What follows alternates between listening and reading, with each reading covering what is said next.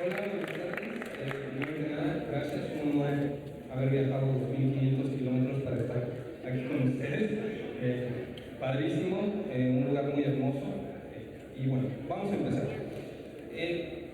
Esta plática se me ocurrió alguna vez que algunos de mis residentes salían a campo y me decían: doctor, nosotros allá no tenemos lo que aquí tenemos, no tenemos un tomógrafo, no tenemos Doppler transcraneal, no tenemos vaina del nervio óptico, no tenemos un bulbo de la yugular.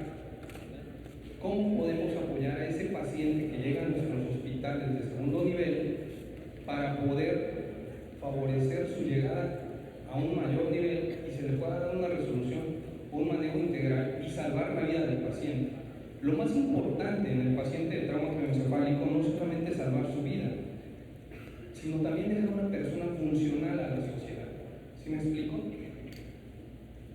Bueno, el trauma es el más común que existe en pediatría, 150 a 300 casos por cada 100.000 habitantes por año. Es la primera causa de mortalidad en niños de 1 a 14 años.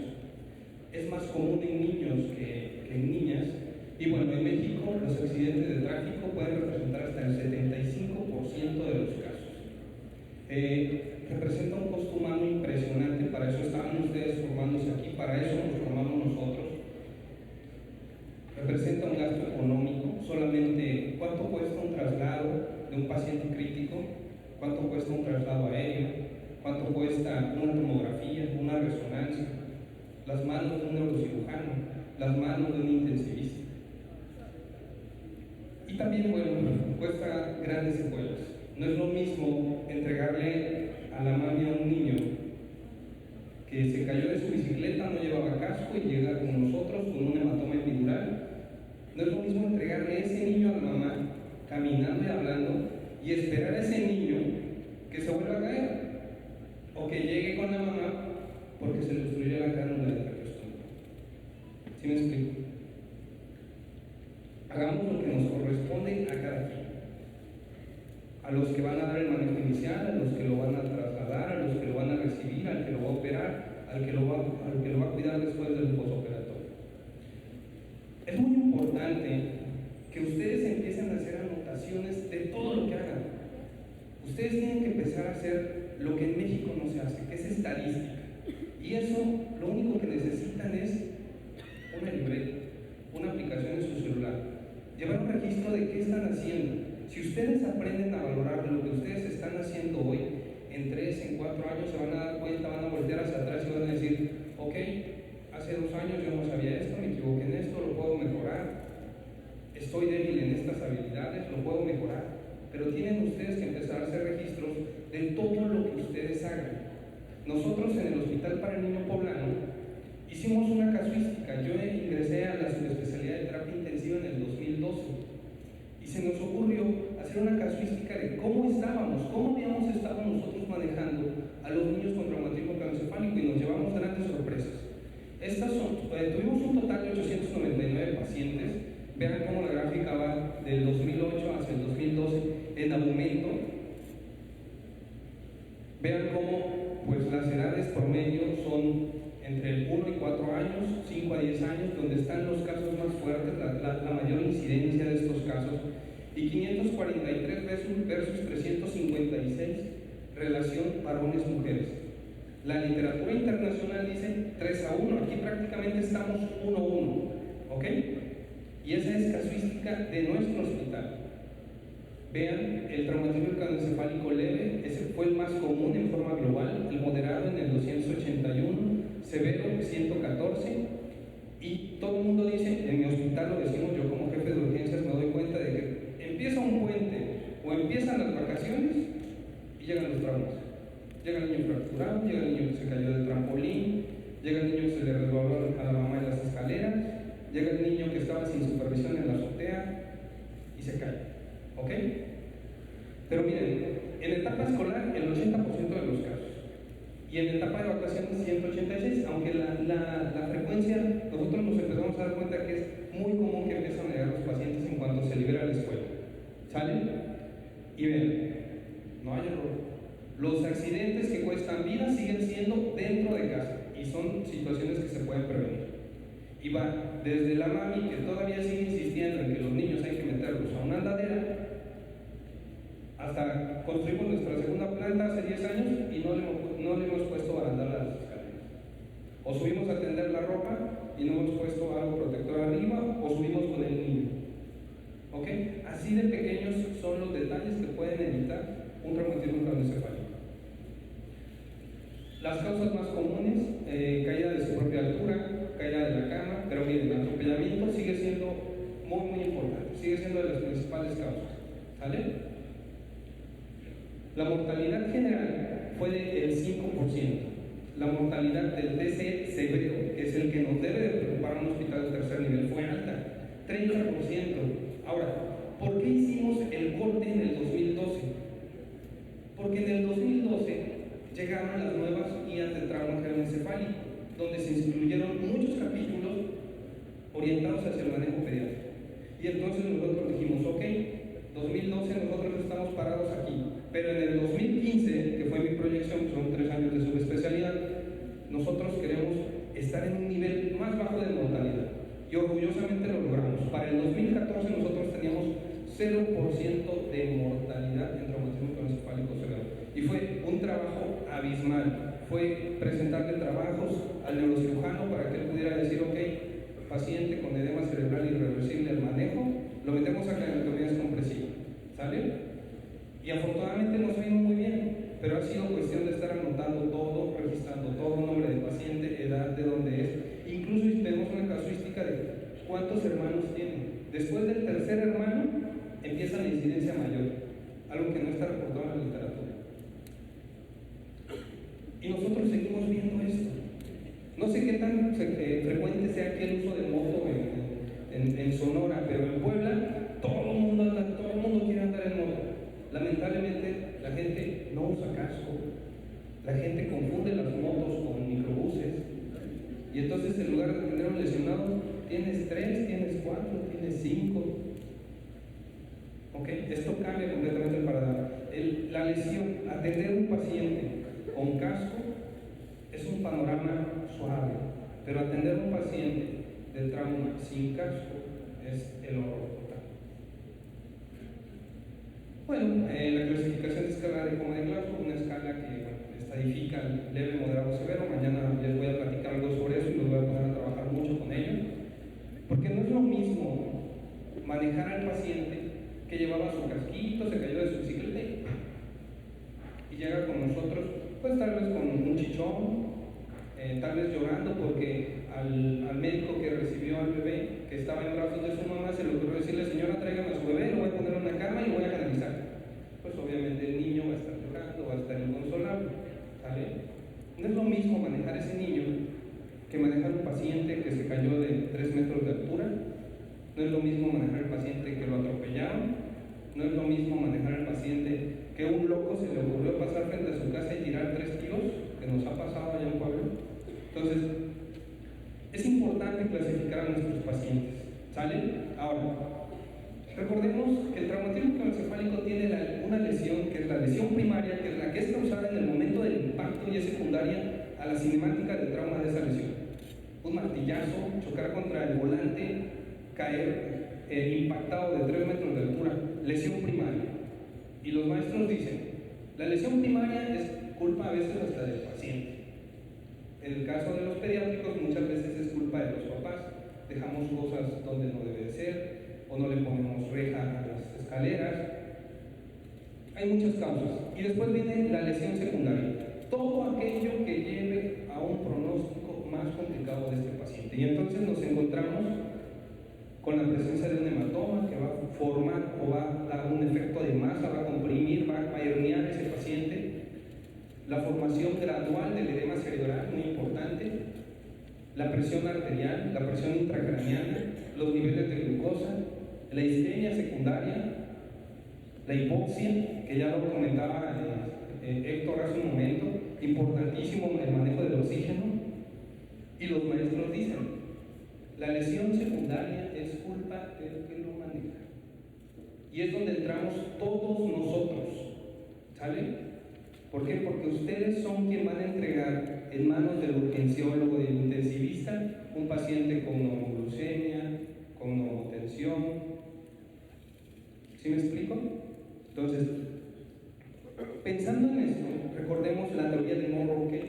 La teoría de Monroe-Kelly sostiene que el cráneo es un continente que está lleno de tres sustancias: el cerebro, ocupando el 80%, la sangre arterial y venosa, ocupando el 10%, y el líquido cefalorraquídeo, que ocupa otro 10%, y tenemos un 100%.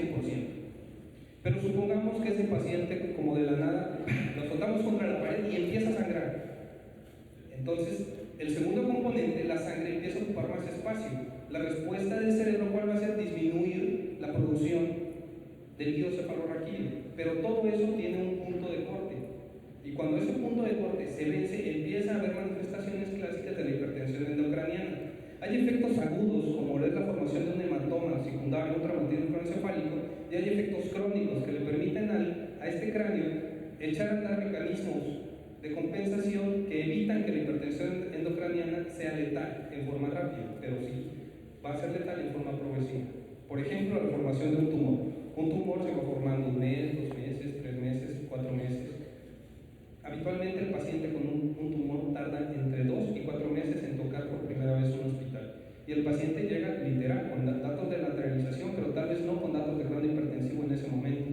O la presión intracraneal empieza a llegar a límites superiores. ¿Ok? Entonces, muy importante entender este concepto en forma aguda. Ahora, esto es lo que nos podemos encontrar: hematomas epidurales que dan gran compresión de masa, que pueden comprimir las cisternas perimesencefálicas, borrar los valles siliados, borrar los cuernos laterales, producir gran edema secundario. Estos son los que más problemas nos dan.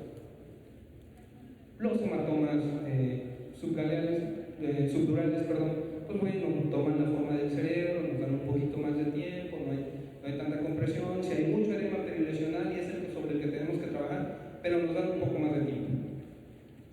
Los hematomas intraparenquimatosos, también sumamente frecuentes, proteger del evento convulsivo, etc. ¿Sale? Ahora, vamos a lo grueso del asunto. Todos quisiéramos estar en una terapia intensiva donde tuviéramos Doppler transcraneal, pudiéramos hacer monitorización de la vaina del nervio óptico, captores de presión intracraneana, electroencefalograma, sistema BIS, monitorización de tensión arterial en forma invasiva, capnografía. Todos quisiéramos o todos soñamos con estar en una terapia así. Por lo menos eso fue mi máximo hace un par de años. Yo me imaginaba en una terapia así, yo me imaginaba vivir de poner catéteres subdurales, vivir de poner líneas arteriales, bulbos de la yugular, hacer craneotomías de urgencia en la cama del paciente para drenar hematomas. Esto es lo que todos quisiéramos. Lamentablemente, eso no en todos lados existe. ¿Vale?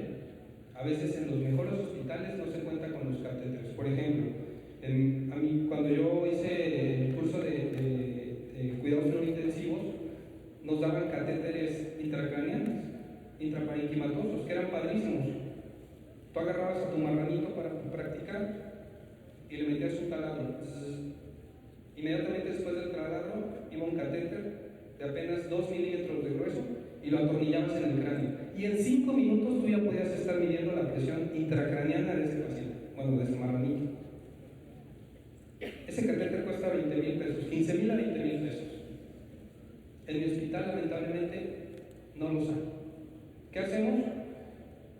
Metemos una sonda urinaria o una sonda de alimentación K31 en el espacio subdural, hacemos un trépano de 1 centímetro, rompemos la duramadre en cruz, metemos la sonda de alimentación y estamos haciendo monitorización a través de sensores neumáticos. Y nos ha funcionado muy bien y nos ha ayudado a cambiar el pronóstico de nuestros pacientes, porque nos permite medir segundo a segundo la presión intracraneal.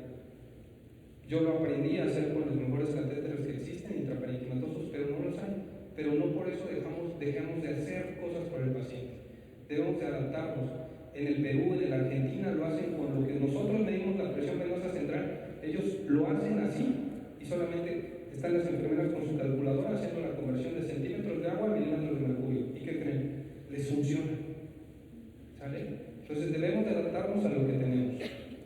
Y entonces fue cuando nos pusimos a maquinar con mis residentes qué podemos hacer para mejorar el manejo de estos pacientes allá en el campo de batalla, ahí en el accidente donde ustedes están, donde están recibiendo al paciente, ahí donde les habla la mamá angustiada porque su niño se le cayó de 3 metros, o se le cayó de la andadera, o se cayó del caballo. No sé aquí qué tan frecuente sea la caída del caballo. ¿Qué podemos hacer ahí, en el campo de batalla? Y entonces, número 1, el triángulo de la vida, la coloración del paciente. El paciente tiene algún estado hemodinámico que lo esté condicionando a que se ponga pálido, a que esté rubicundo, a que esté marmóreo. La apariencia del paciente, como hace rato les decía Héctor, verlo. Tu primera impresión, ¿qué te dice el estado del paciente? ¿Se está durmiendo? ¿Está nubilado? ¿Está convulsionando? ¿Está angustiado porque a alguien se le ocurrió arrancarlo de los brazos de su mamá? La respiración. A lo mejor cuando se cayó, se golpeó y se fracturó 3 costillas. Tiene un neumotórax. Entonces, desde el triángulo de la vida. Y después, se nos ocurrió esto. Manejo por metas. Y empezamos. La letanía de la terapia intensiva de mi hospital siempre es ventilatorio, hemodinámico, neurológico, infectológico, gastrometabólico. Y entonces se nos ocurrió armar los pilares del manejo del trauma craneoencefálico en un hospital que no sea uno de segundo nivel, de tercer nivel, perdón. Ojo, esto está encaminado a reconozco el paciente, lo estabilizo y lo traslado en las mejores condiciones. ¿Sale? Número 1, ventilación. Curiosamente es de los pilares más descuidados. He tenido muchos pacientes que llegan y ni oxígeno tienen. Hay que tener cuidado con el oxígeno. ¿Qué nos recomiendan las guías? Mascarilla reservorio 6 a 8 litros al 50%. Más del 92%, menos del 100% siempre. La liberación de radicales libres a nivel del sistema nervioso central produce más lesión secundaria. ¿Sale? ¿Requiere intubación? Valorar a nuestro paciente en ese momento. ¿Requiere que lo intube o lo puedo aguantar con una mascarilla reservorio? ¿Y eso qué nos lo puede decir? 1, el patrón respiratorio. 2, descarga de toma de glaso. ¿Sale? Y recuerden, siempre revalorar al paciente. Nunca olviden eso. Actualmente yo ya he tenido la oportunidad de ver algunas unidades de segundo nivel e incluso algunas ambulancias con gasómetros. Y me decían mis residentes, doctor, ¿cómo se lo movemos? Pues muy sencillo, mira. La PO2 tiene que estar arriba del 100%, tu saturación arriba del 95% y tu nivel de CO2 estrictamente en el tramo craneoencefálico entre 35 y 40. Si nosotros hiperventilamos al paciente, disminuimos los niveles de CO2 por debajo de 35, empieza a haber una vasoconstricción cerebral que obviamente disminuye la presión intracraneana, pero si baja de 28, empieza a producir una vasoconstricción que produce isquemia cerebral. Y entonces, en lugar de ayudarle, lo perjudicamos. Arriba de 45 produce una vasodilatación tan importante que es capaz de aumentar la presión intracraneana. ¿Vale? ¿Cómo calcular la cánula? Edad entre 4 más 4. ¿Cómo calcular su profundidad? Edad entre 12 más 12 en el paciente pediátrico. ¿Ok? Podemos utilizar cualquier otro tipo de equipo para ventilar al paciente. Sí, existen muchos equipos actualmente que nos permiten dar una ventilación eficaz sin necesidad de invadir la vía. ¿Vale? Se vale. Si contamos con ello, hay que usarlo. Hemodinámico. Recordemos que el cerebro o la perfusión cerebral depende de la presión arterial y de la presión intracraneana. A mayor presión intracraneana, menor presión de perfusión cerebral, y a mayor presión arterial media, mayor presión de perfusión cerebral. Presión de perfusión cerebral entonces es igual a la presión arterial media menos la presión intracraneana. Y uno de mis residentes me dijo, ajá, ¿y cómo voy a saber cuánto tiene de presión, doctor? No tienes que saberlo en ese momento. Para ti, ese paciente que se cayó de 3 metros de altura tiene una presión intracraneana de 20 hasta no demostrar lo contrario. ¿Cuál es la presión de perfusión mínima que debe de tener? Hay muchas escalas. El doctor Casado Flores tiene una clasificación por edades, pero en general se dice que la presión de perfusión cerebral que asegura que ese cerebro sea viable es arriba de 60 milímetros de mercurio. Por lo tanto, ¿qué presión arterial media debemos de tener en nuestros pacientes? Mínimo de 80. 80 menos 20, 60. Y eso es igual a que el cerebro se está perfundiendo. ¿Qué podemos utilizar? Solución Harman, solución hipertónica, aminas, pueden utilizar dobutamina, pueden utilizar norepinefrina. La solución hipertónica, ahorita les platico cómo se prepara. Estado neurológico. Número 1, control del dolor. ¿Qué podemos utilizar? Las guías actuales de trauma dicen que podemos utilizar nalmefena, fentanilo. La verdad es que con el fentanilo los pacientes se quedan muchísimo más tranquilos. ¿Cómo lo pueden utilizar? Lo pueden utilizar en bolo, 2 a 4 microgramos kilogramo dosis, o en infusión de 2 a 4 microgramos kilogramo por hora, sin ningún problema. Sedación, pueden utilizar bolos ustedes de 400 microgramos kilogramo dosis de midazolam, sin miedo, no le va a pasar nada al paciente. Hay muchos paramédicos que me han dicho, doctor, es que le pega mucho a la hemodinamia, pasen un poquito de espacio y no va a pasar nada. Utilicen solución hipertónica y no va a pasar nada. Pónganle aminas y no va a pasar nada. ¿Ok? Entonces, sedación con midazolam, 400 microgramos kilogramo dosis cada 4 horas, o lo pueden utilizar en infusión de 800 hasta 1400 microgramos kilogramo por hora, o de 1 a 24 microgramos kilogramo minuto, a lo que les sea más cómodo calcularlo sin ningún problema. El chiste es que el paciente no lo llevamos intubado y el paciente se vaya moviendo, ¿vale? Lidocaína, 1 miligramo kilogramo dosis, previo estímulo, solamente para disminuir el reflejo vagal. Y en los pacientes con trauma es muy importante, hay mucha controversia respecto al uso o no uso de anticonvulsivos. Lo que sí está escrito es que podemos utilizar fenitoína, 10 miligramos kilogramo día, en 3 dosis, por un periodo no mayor a 7 días, ya que la fenitoína ha demostrado ser eficaz en las convulsiones asociadas a etapa temprana, es decir, del día 1 al día 7. Después de eso han sugerido algunos como manejo con ácido valproico, pero en lo que trasladamos al paciente el DFH es genial. Gastrometabólico. Esquema de soluciones: no utilicen sodio, no le pongan sodio al paciente con trauma de cráneo, pongámosle mejor concentrado de sodio. Ahorita les digo cómo se prepara, ¿sale? Hay que mantener la glucosa entre 120 y 160. Recordemos que lo que más va a dañar al cerebro va a ser la osmolaridad, y que la osmolaridad tiene mucha relación con la glucemia. Si este paciente desarrolla hiperglicemia, seguramente la osmolaridad va a aumentar y va a producir mayor daño cerebral, mayor lesión secundaria. Podemos ponerle solución hipertónica. ¿Cómo la preparamos? No se complique la vida. Concentrado de sodio al 17.7%, 20 mililitros, más 80 mililitros de agua y destilada. ¿Cómo lo podemos usar? Existen los bolos y existe la infusión. Bolos, 3 a 5 mililitros kilogramo dosis para pasar de 30 a 60 minutos. Lo queremos dejar en infusión porque vamos a trasladar al paciente 1 mililitro kilogramo por hora. Si pesa 60 kilos, 60 mililitros kilogramo por hora. Si pesa 30 kilos, 30 mililitros por hora. ¿Ok? Con excelentes resultados. Incluso hay estudios que han demostrado que tiene menos efectos secundarios que el manitol. ¿Sale? Y la meta es mantener una osmolaridad por debajo de 360. ¿Sale? A mí me ha pasado mucho que de repente me llaman para manejo de paciente neurocrítico y empiezo a poner soluciones y me hablan en la madrugada: doctor, es que ya tiene 340 de osmolaridad, ya le voy a quitar la hipertónica. No le quites nada, contrólale la glucosa y déjalo así. ¿Sale? No le va a pasar nada al paciente. Renal, no utilicemos diuréticos. Recordemos que el paciente de trauma puede hacer síndromes neuroendócrinos. Y entonces, si nosotros empezamos a usar diuréticos en estos pacientes, lo más probable es que no nos demos cuenta cuando este paciente nos haga secreción inapropiada o antidiurética. No nos vamos a dar cuenta cuando nos haga un síndrome perdedor de sal.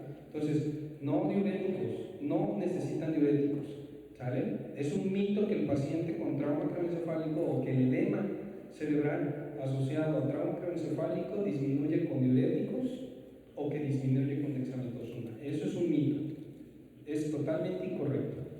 ¿Sale? La meta es mantener una uresis de 1 a 2 mililitros kilogramo por hora en menores de 10 kilos y de 40 a 80 mililitros kilogramo por hora en mayores de 10 kilos por superficie corporal. Y siempre es muy importante que nos reporten los volúmenes urinarios a la llegada. Doctor, orino tanto, le queda por kilo tanto, por metro cuadrado tanto, importantísimo. O nada más el volumen y se acaba, ¿ok? Hematológico. También me ha pasado que me hablan y me dicen, doctor, tengo un paciente con trauma de cráneo y la hemoglobina bajó, ¿le voy a transfundir? No se debe transfundir. La hemoglobina óptima para el paciente de trauma de cráneo está entre los 9 y 11 gramos. ¿Por qué? Porque recordemos que los hematíes tienen que pasar por diferentes vasos sanguíneos de diferente calibre. A eso aumenta de pasar por los capilares cerebrales que están apretados por el edema cerebral intersticial. Entonces, caben menos hematías. Entonces, con esos niveles de hemoglobina se permite el paso de esos eritrocitos por todos y cada uno de los vasos sanguíneos y por lo tanto se permite la perfusión. Obviamente, vigilar los datos de sangrado evidente. ¿Qué paciente podríamos sospechar sangrado evidente? El paciente que se está hipotensando, el paciente que está teniendo retardo en el llenado capilar, el paciente que nosotros lo levantamos con pupilas isocóricas normoreflécticas y de repente ya se encuentra completamente anisocórico. Entonces, ese tipo de pacientes son los que hay que estar vigilando. Hay que tomarle a su llegada biometría, tiempos, química sanguínea, albúmina, ego, electrolitos, calcio. No requieren nada más, a veces les piden hasta kriptonita en orina, ¿no? El manejo del paciente de trauma craneoencefálico solo requiere esto. Infectológico. Si tiene una fractura hay que ponerle penicilina. No es necesario hacer trabajo medio, piperatazo, 2 ampulas de inmunoglobulina y soquito de venado, no. Penicilina, 400 unidades kilogramo día en 6 dosis. Ya lo invadimos, ya lo empezamos a canalizar, ya le pusimos un catéter, ya le pusimos un bulbo. Cefalotina. Que lo intentamos intubar y no pudimos y el paciente broncoaspiró, hay que cubrir gram negativos y anaerobios. Ceftriaxona. Y siempre muy importante, equipo seguro, lugar seguro. Siempre, en cada paso que demos con nuestros pacientes, cada vez que abordemos un pilar, hay que revalorar a nuestro paciente. Nunca descuidemos cada uno de los pilares, nunca descuidemos la ventilación, la hemodinámica. Los chicos me decían, doctor, ¿y eso sirve? ¿En serio? ¿Eso que usted nos está dando sirve? Sí sirve. Marzo 2015, niña de 5 años de edad, estaba en su casa jugando tranquilamente, viendo tele con sus hermanos. Se trata de colgar de la televisión, todavía una de esas grandotas, y le cae encima. Llega a un hospital comunitario, ya no digamos un hospital de segundo nivel, un hospital comunitario. Llega con datos francos de lateralización y la mamá en brazos de la mamá, al área de consulta de ese hospital. Me hablan y dicen, doctor, ¿nos puede apoyar? Sí, ando por aquí. Nos acercamos, la revisamos, encontramos que la niña ya venía con anisocoria, lo cual nos hablaba de que ya tenía un hematoma ahí adentro. ¿Dónde? ¿Quién sabe? No tenemos tomógrafo, pero podemos canalizarle 2 vías, podemos ponerle solución hipertónica, podemos sedarla, podemos ponerle analgesia, podemos intubarla. Afortunadamente había una cánula de su número. Y entonces hicimos todo eso. La intubamos, le pusimos doble vía, le pusimos aminas porque se nos estaba hipotensando, le pusimos solución hipertónica. 4 horas después la niña ya estaba en el hospital para el niño morelense, en el quirófano siendo operada. Le he dado seguimiento a esta chiquita hasta hace un par de meses. Es una niña que va a la escuela, brinca, corre, juega, hace su vida normal. Y solamente seguimos los pasos que les acabo de dar. Entonces, ¿sirve? Sí, claro que sirve. ¿Vale? Este pequeño es un muchacho de 12 años de edad. me habla el servicio de CRUM, allá en Puebla le llaman CRUM. Me dice, no, doctor, nos hablaron con un paciente, pero yo creo que ya no le hacemos nada, ya tiene anisocoria. ¿Pero qué le pasó? Se cayó de una batea de una camioneta, y en un tope salió volando y se cayó. Pero ya está anisocórico, doctor. ¿A qué hora fue el accidente? Hace 2 horas. Tenemos todavía mucho que hacer por ese paciente. Consíganme al médico y yo me comunico con él. Y entonces, todo lo que yo les acabo de decir, se lo dije al médico. Hemodinámico, le vas a hacer A, B, C, D, E. Cuando lo tengas me avisas. Ya, doctor. Ventilatorio, le vas a hacer A, B, C, D, E. ¿Ya terminaste? Ya. Hasta que lo estabilizó. Hasta que lo estabilizó, lo sedó, lo intubó y tenía una presión arterial media adecuada. Entonces sí le dije, ahora sí, tráetelo. Para cuando ese niño llegó, nosotros ya teníamos el quirófano listo, el neurocirujano vestido y una cama de terapia intensiva esperándolo a su salida. Era tal el daño que el neurocirujano decidió hacer una craneectomía descompresiva. Si ustedes lo ven de frente, esa es su carita y se ve normal, pero su tomografía con reconstrucción tridimensional es esta. Le falta medio cráneo. Si ustedes lo ven de lado, esa es su tomografía. Esa es una reconstrucción tridimensional con una craneectomía descompresiva amplia. Prácticamente le tuvimos que quitar desde fronto, temporo, parieto, occipital y tocar la base del cráneo para poder liberar los vasos sanguíneos y que ese cerebro se volviera a perfundir. Yo como intensivista no le hice nada para estabilizarlo. Lo único que hice fue el médico que lo tenía ahí, los paramédicos que lo iban a trasladar, teléfono a teléfono. Vamos a hacerle esto, vamos a hacerle esto, vamos a hacerle esto, vamos a hacerle esto. Lo hicimos tal cual, seguimos la secuencia. Y hoy es un niño que canta, que juega béisbol y se había salido recientemente de la escuela, que otra vez nuevamente está en la escuela. Entonces, seguir estos pasos, hacerle caso a las guías sirve, sí, claro que sí.